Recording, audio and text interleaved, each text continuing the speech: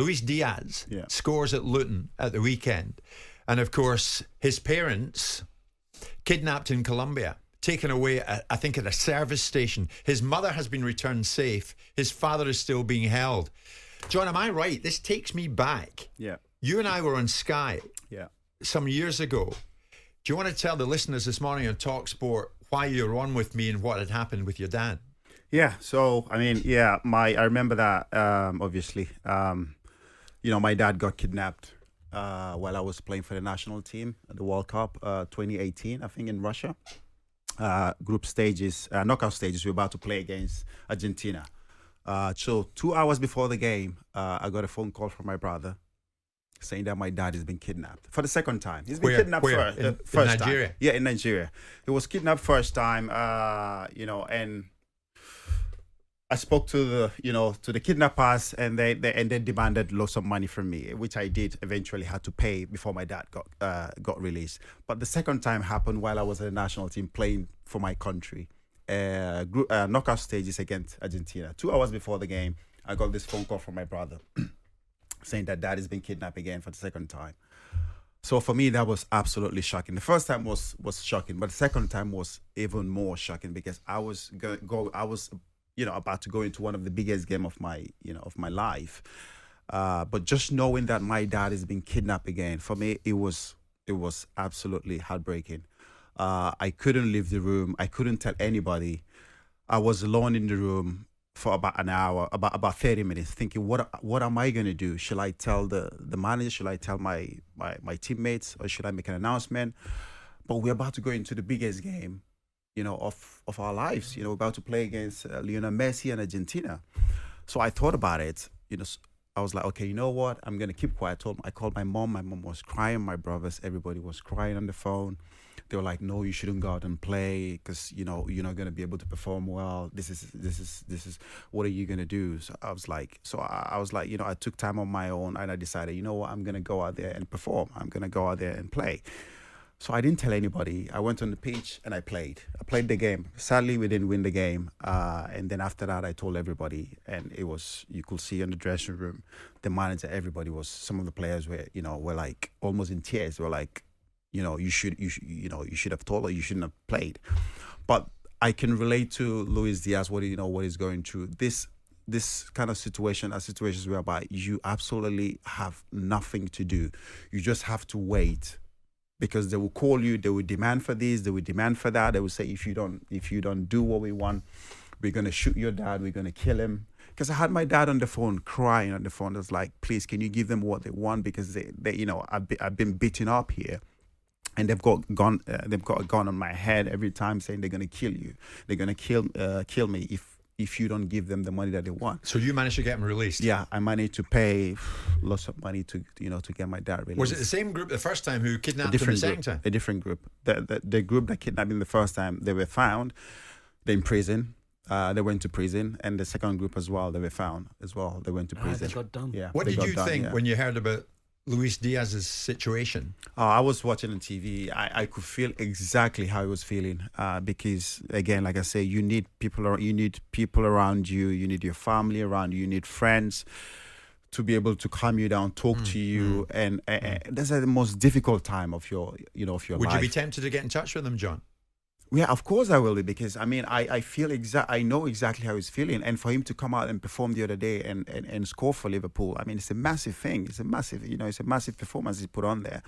But I will say, this situation is so heartbreaking, and until you go through it, you don't really know exactly what he's going through. But I can relate to that really. How is your dad? My dad is fine. But again, those situations teach you. You grow up as a person. You grow up learning so much. I remember my dad, coming out and saying, I was almost. They were gonna shoot. I was 100% that they were gonna shoot me. They were gonna kill me. And for some reason, it got to a point whereby the money wasn't important for them, because they knew that if they release me, they will be found. So I could hear them talking to themselves. One of them was like, let's just shoot him and let's just shoot him and put him on the sidewalk and just, leave him there. You heard them say that? Yeah. My dad was like, let's just. When he was released, he was telling me that he thought they were going to kill him because he could hear them talking to each other saying, let's just shoot him because if we do release him or if we do take the money, we will be found. And I don't know the situation, or the conversation that he's having with the kidnappers right now. But what happened is that they do call you and make certain demands. And if you say, okay, I'm going to pay, they go even higher. They're like, if they say, okay, for example, we want £1 million. And if you say, okay, I agree to that, I'm going to send you £1 million. They want two.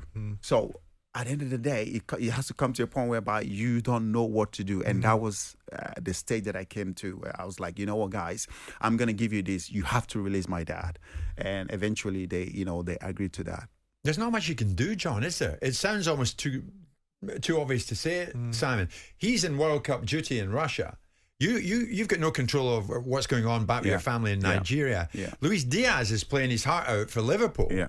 He's got no control over what's happening to his mum and dad who go into a service station in Colombia. I mean, that's exactly what you said. I think my dad was at work. He finished work when he, and he was driving home, and all of a sudden he got this car pulled over and told him to pull over, and then he pulled over, and that's how he was taken. You were amazing that day, if I may say so, at Sky, because you were under so much pressure. I remember you were on with myself, and I think Georgie Thompson was on with the two of us. Yeah. You were constantly looking at your phone. Do you remember that? Yeah, I was constantly looking, and that was the time where I've already sent the money to them and hoping that they will accept my offer. And that's why I kept checking my phone and to see that if they've accepted or if it's been released. Do you want to use us here in talkSPORT to put out a message to Luis Diaz this morning? What would you like to say to Luis? Yeah, I hope. I know exactly what you're going through and what he's going through, and I hope, he stays strong.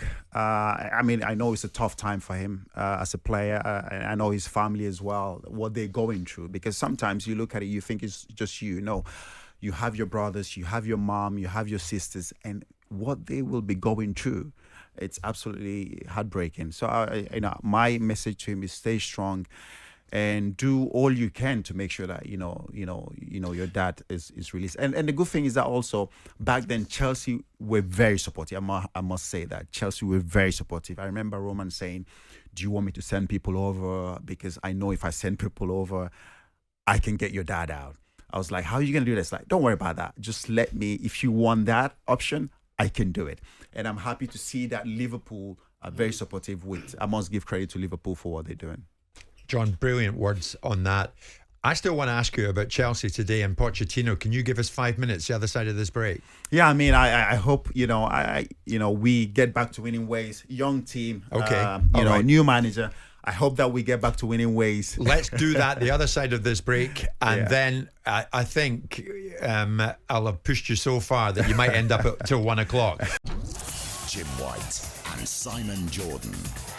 Monday to Friday mornings from 10 on AM, on DAB, via the talkSPORT app and on your smart speaker. talkSPORT.